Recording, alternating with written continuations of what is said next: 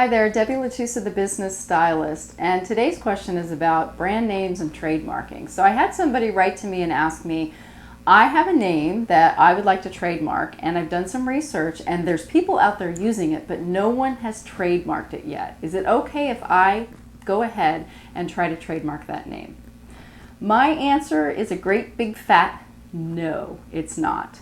Unless they're all in completely different industries and there's going to be no confusion for your prospective clients if they're out there searching and they find you and 5 other people with the same name. But if you're in the coaching business and all the other ones are in the furniture business, maybe it's not an issue.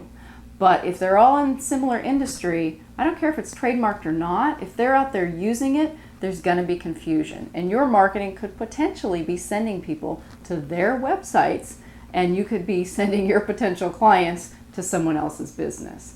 But probably more important than that, it's really important to understand that I know in the US, and I'm not sure about in other countries, but even if someone hasn't legally trademarked a name, if they've been using it and they can show proof that they've been using it for many years, they still have a defense if they see you start using the name and they ask you to stop. If they can show proof that they've been using it for 5 years, you may still be asked not to use that name. And I think maybe most important goes back to the golden rule. Do unto others as you wish they would do unto you. Think about how you would feel if you spent a lot of time and energy coming up with a brand name that you loved and you were out there marketing using that brand name and you didn't trademark it for one reason or another. Maybe you didn't know you should, maybe you just didn't have the budget.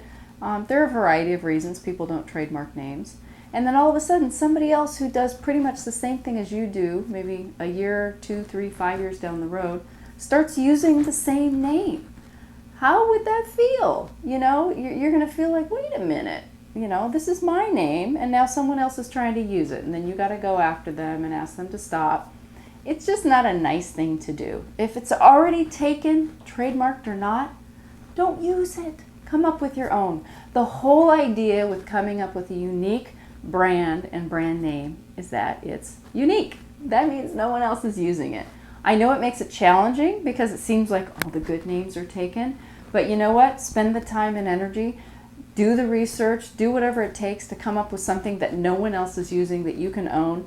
It's the right thing to do. It's going to help you avoid any legal concerns down the road. Even if those other people haven't gone through the legal process, you could still find yourself in trouble.